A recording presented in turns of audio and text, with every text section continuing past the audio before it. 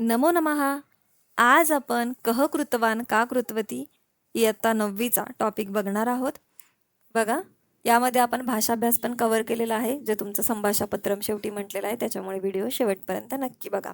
आपले व्हिडिओज बरेच मुलं बघताय पण चॅनलला सबस्क्राईब करत नाहीये, त्यामुळे चॅनलला सबस्क्राईब करायला विसरू नका. आठवणीने सबस्क्राईब करा. तुमचे जे काही डाऊट असतील मला शेअर करा. बघा, कह कृतवान का कृतवती म्हणजेच काय, कोण करत आहे, कोण. आता इथे कह म्हणजे पुल्लिंग आहे आणि का म्हणजे स्त्रीलिंग आहे. पण हे जे आहे, आपण आज जो व्हिडिओ बघणार आहोत ना, त्या व्हिडिओमध्ये पास्ट टेन्स सांगायचा आहे आपल्याला. तर पास्ट टेन्स कसा सांगतोय आपण बघा. लंक लकार हा पूर्णतः वेगळा असतो आणि आत्ता आपण जे बघत आहोत हा टॉपिक हा पूर्णतः वेगळा असणार आहे. बघा, तुम्हाला या दोन्हींचंही कन्फ्युजन व्यवस्थित क्लिअर होणार आहे, त्यामुळे नीट लक्ष द्या. बघा, बालह जलम पिबती. आता बालह जलम पिबती हे काय झालं, तर सिम्पल नॉर्मल सेंटेन्समध्ये त्यांनी सांगितलंय की बालक पाणी पितो, बरोबर. पिबती लटलकार वापरला आहे, प्रेझेंट टेन्स वापरला आहे आणि पुढे म्हटलंय की बालह जलम पितवान, मुलाचं पाणी पिऊन झाले. तुम्ही पहिले एक्झाम्पल नीट बघा, तुम्हाला मी डाऊट क्लिअर होईल. आणि अनिशः गच्छती, अनिश जात आहे, परंतु इथे अनिश दिसतोय का, नाही, अनिश गेलेला आहे, म्हणून म्हटलं अनिशः गतवान. आपण लंग लकार बघितलं होतं त्यावेळेस असं पितवान गतवान असं तर काही लागत नव्हतं. मग आत्ता का होतंय, तर आपण जे बघत आहोत आता बघा, तुमच्या टेक्स्टबुकमध्ये हे सगळे एक्झाम्पल आहे आणि ह्यांना सगळ्यांना म्हटलेलं आहे की भूतकाल वाचकानी. हे सगळे काय आहे, भूतकाल वाचकानी तवतू प्रत्ययांत विशेषण. हे काय आहे, तवतू प्रत्यय आहेत.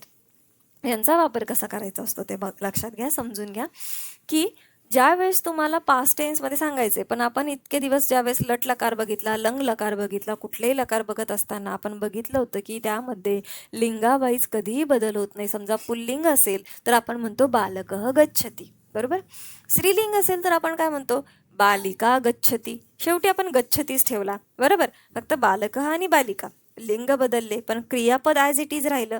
जसं की बालकः खादती, बालकः पिबती, बालकः गच्छती, बालकः खेलती. अशा पद्धतीने आपण क्रिएट करत होतो पुल्लिंगमध्ये. सेम स्त्रीलिंगमध्ये पण तेच होतं, बालिका खेलती, बालिका पिबती, बालिका गच्छती. सेमच क्रियापद येत होतं, बरोबर.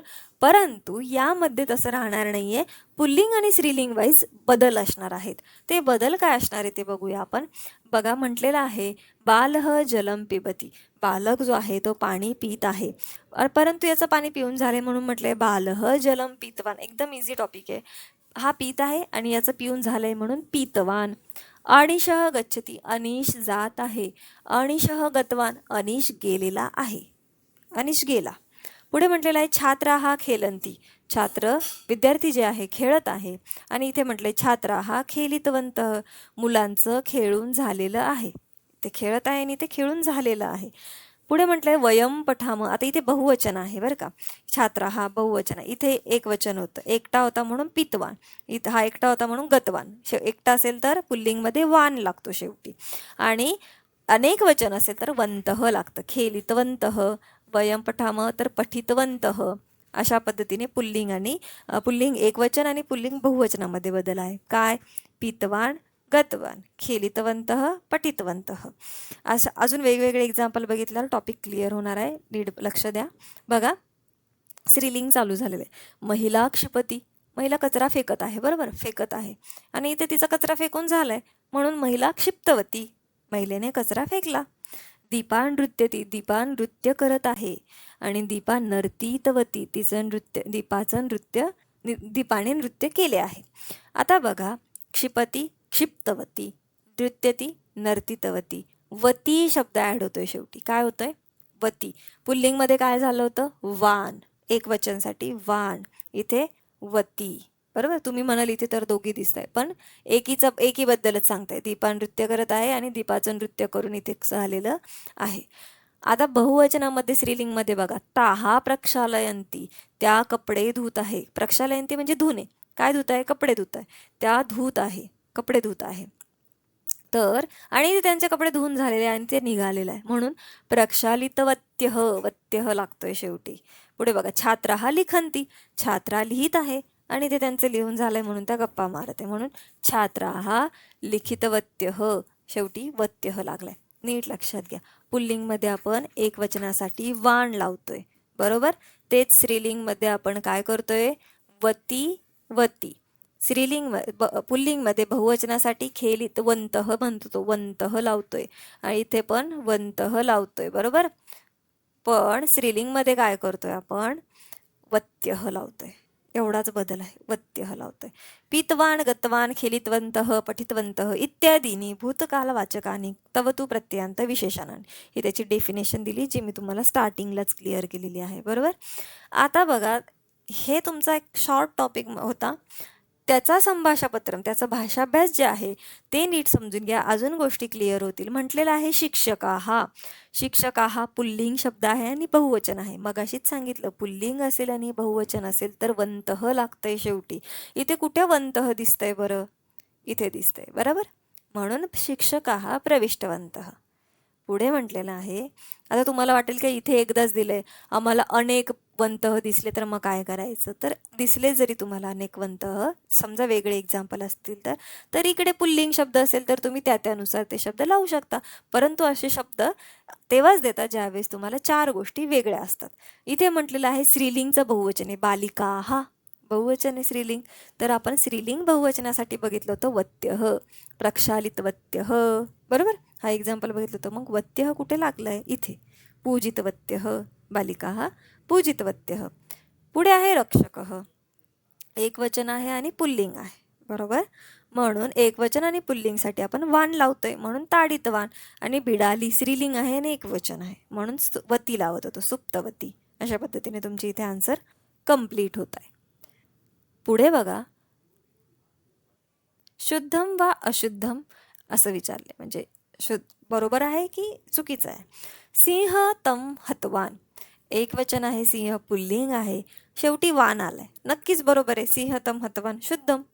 ते बालकाः अन्नम न त्यक्तवन्तः, ते बालकाः बहुवचन आहे, म्हणून शेवटी वंतः आलाय, बरोबर आहे. आपणिकः देवम नतवती, इथे अशुद्धम म्हटले. का बरं अशुद्ध आहे हे सेंटेन्स, कारण आपणिक म्हणजे शॉपकीपर, दुकानदार. आपणिक हा पुल्लिंग शब्द आहे, तो देवाला नमस्कार करतोय, बरोबर. पण तुम्हाला मी सांगितल्याप्रमाणे जर पुल्लिंग असेल, एकवचन असेल तर शेवटी वान लागायला हवा. मग इथे काय पाहिजे होतं, नतवान पाहिजे होतं.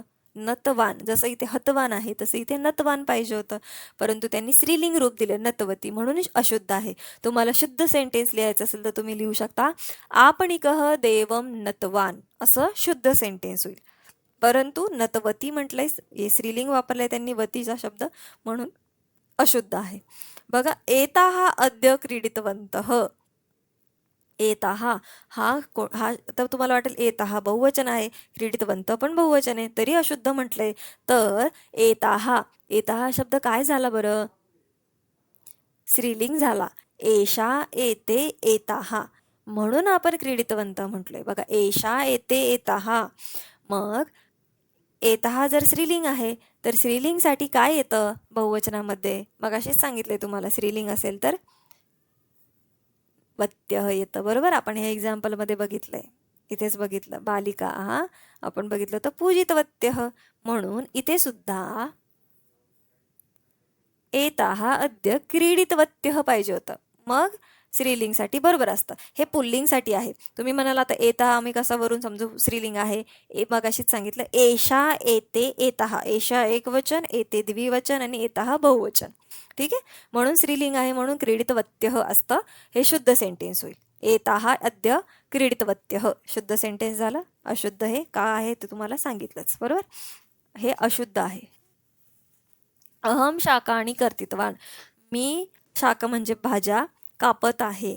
तर आता आपण हे शुद्धमच लिहिणार. तुम्ही म्हणाल इथे अहम, आता कर्तित्वान तर पुल्लिंगसाठी आहे आणि अहम म्हणजे मी, परंतु इथे त्यांनी पुल्लिंग आहे का स्त्रीलिंग हे मेन्शन केलेलं नाही, फक्त म्हटलंय मी भाज्या कापत आहे. मग ते पुल्लिंग कापतोय का स्त्रीलिंग भाज्या कापतोय ते नाही सांगितलंय त्यांनी, म्हणून आपण इथे काहीही बदल करणार नाही. कर्तित्वान ॲज इट इज ठेवणार आहोत, शुद्ध सेंटेन्स आहे असंच म्हणणार आहोत. कारण इथे जर अहम त्वम युवाम युयम असं काही असेल, म्हणजे सर्वनाम असतील, अहम आवाम वयम त्वम युवाम युयम, तर याच्यामध्ये आपण पुल्लिंग स्त्रीलिंग वाईज डिफरंट करू शकत नाही, परंतु प्रथम पुरुषमधले डिफरंट आपल्याला कळतात, बरोबर. हा तर क्वेश्चन नंबर सेकंड. आता पुढचा जो चार्ट आहे क्वेश्चन नंबर थर्डसाठी, तो चार्ट तुम्ही इथे बघू शकता. अशा पद्धतीने तुम्हाला चार्ट दिलेला आहे. तुम्हाला मी सांगितल्याप्रमाणे पुल्लिंगसाठी सगळीकडे वान लागलेलं आहे एकवचनात. तेच बहुवचन असेल तर वंतः वंतः वंतः आहे. स्त्रीलिंगसाठी वती वती वती वती आणि स्त्रीलिंग बहुवचनासाठी वत्यः वत्यः वत्यः. अशा पद्धतीने तुम्हाला एवढे शब्द तरी किमान माहीत असायला हवे. तुमच्या एक्झामला तुम्हाला जास्त करून एवढे शब्द विचारले जातात किंवा तुमच्या सिलेबसमध्ये पण एवढे शब्द असण्याची शक्यता असते. थोडेफार शब्द वाढले तर ते तुमच्या नेक्स्ट चॅप्टरमध्ये वाढू शकतात. पुढचा चॅप्टर आपण बघणारच आहोत जो याच शब्दांवरती डिपेंड करणार आहेत. त्याच्यामुळे तुम्हाला हे शब्द माहीत असणं जास्त गरजेचं आहे. त्यावरून तुम्हाला बाकी पुढचा चॅप्टर जो आहे तो क्लिअर होणार आहे.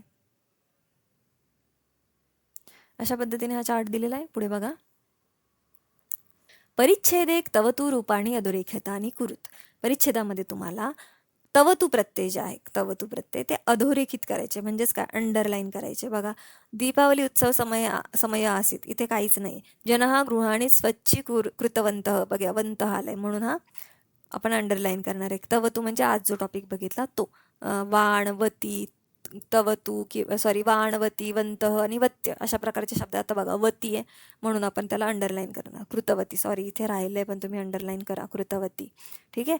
जनकः नूतन वस्त्राणी क्रीतवान किंतु स्फोटकानी न आणितवान. आता इथे क्रीतवान वाण आहे म्हणून याला अंडरलाईन आपण करणार आहोत, बरोबर. भगिनी सुंदरी रंगवल्लीम आलिखितवती, इथे तुम्हाला आलिखितवती याच्यामध्ये वती आलेलं आहे म्हणून आपण अंडरलाईन करणार. पुढे स्थापित वत्य, पुढे गतवाण आणि अशा पद्धतीने एवढे तुम्हाला शब्द दिसत आहे की हे सगळे शब्द तुमचे तवतू प्रत्यय आहेत. ठीक आहे. पुढे बघा. लंगलकारस्य स्थानिक तवतू रूपाने योजित्वा प्रच्छेद लिखत. अर्थ सेम निघणार आहेत कारण पास्ट टेन्स, परंतु तुम्हाला लंगलकारची, आता समजा अगच्छाम हा लंगलकारचा क्रियापद आहे, याच्या जागी तुम्हाला काय करायचं आहे तर गतवंत लिहायचं. अगच्छाम हा वयम आलेलं आहे, अगच्छाम हा बहुवचन आहे म्हणून तुम्ही गतवंत बहुवचनाचा प्रत्यय वापरणार आहात, बरोबर. मातुलः विविध फलानी आनयत, आता मातुलः म्हणजे मामा, आणलेत म्हणून नीतवान. ठीक आहे. सज्जितवंत, पूरितः. बघा, भ्रातर क्रीडा साहित्यम समचिन्वन, भावाने काय केलंय, क्रीडा साहित्य जे आहे ते गोळा केलेलं आहे, समचिन्वन म्हणून संचितवंत, बरोबर. पुढे म्हटलंय पितृव्या कुप्य अपुरेयत, भरली, बॉटल भरली, कुप्य म्हणजे बॉटल भरली आहे म्हणून पूरितः, बरोबर. अन्ये यानेन अगच्छन अन्ये यानेन अगच्छन, इथे सुद्धा बहुवचन आहे म्हणून गतवंतः.